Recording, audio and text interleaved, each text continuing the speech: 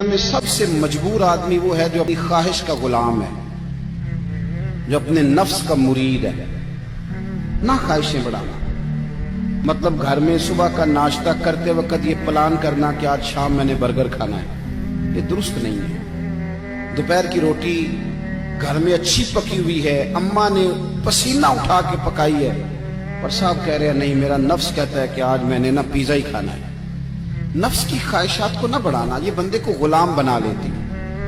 دنیا میں زیادہ تر گناہ روزی روٹی کے لیے نہیں ہوتے، کہ جو لوگ جرم کرتے ہیں، ڈاکے ڈالتے ہیں، کرپشن کرتے ہیں، یہ زیادہ تر نفس کی خواہشات کے لیے۔ انہیں دوسرے کی گاڑی پریشان کرتی ہے، انہیں بنگلہ پریشان کرتا ہے۔ آپ کو پتہ ہے نبی کریم علیہ السلام نے ایک دعا مانگی ہے، حضور فرمانے لگے اللہ میرے گھر والوں کو ضرورت کے مطابق روزی دینا، خواہشات نہیں۔ کبھی کسی کو مزیدار روٹی کھاتے دیکھو تو کسی 5 سٹار ہوٹل میں نہ دیکھنا، بلکہ جو مزدوری کرتا ہے نا، اسے کبھی ملاحظہ کرنا، وہ جو صبح روٹی باندھ کے ساتھ لاتا ہے۔ 2 روٹیاں جب وہ لاتا ہے تو روٹیوں کے بیچ اچار ہوتا ہے، اور دوپہر کا جب وقت ڈھلتا ہے تو صاحب وہ اچار زیادہ تر پونے کو لگ جاتا ہے کپڑے کو، اور مزدور کے کپڑے بھی میلے کچیلے ہوتے ہیں۔ وہ جو ہوٹلوں میں جا کے روٹی کھاتے ہیں تو وہ ڈھب سے بسم اللہ نہیں پڑھتے، وہ ڈھب سے شکر ادا نہیں کرتے، ان کو تو کسی کو پالٹی ڈالی ہوتی ہے، وہ کھا رہے ہوتے ہیں۔ مزدور جب وہ کھانا کھانے لگتا ہے نا میرے عزیز، تو وہ پہلے ہاتھ دھوتا ہے، پھر کسی سے ادھار گلاس لے کے پانی بھرتا ہے، اور پھر وہ جب بیٹھ کے وہ روٹی کھا رہا ہوتا ہے نا تو لگتا ہے دنیا کا سب سے مزیدار کھانا یہی کھا رہا ہے۔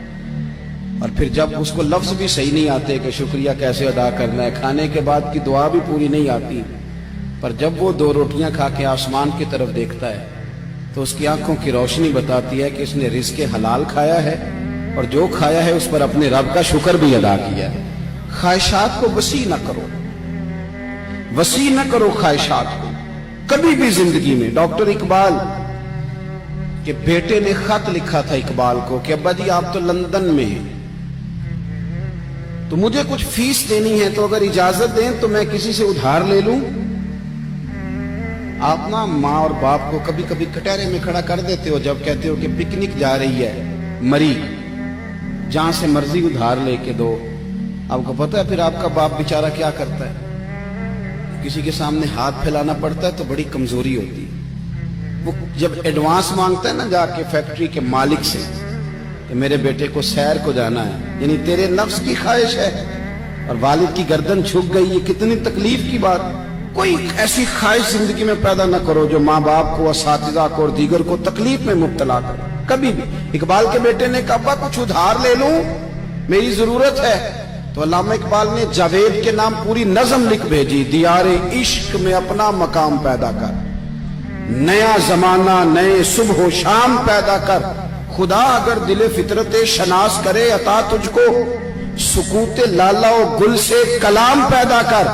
اور کہنے لگے میرا طریق امیری نہیں فقیری ہے، بیٹے خود ہی نہ بیچ غریبی میں نام پیدا کر۔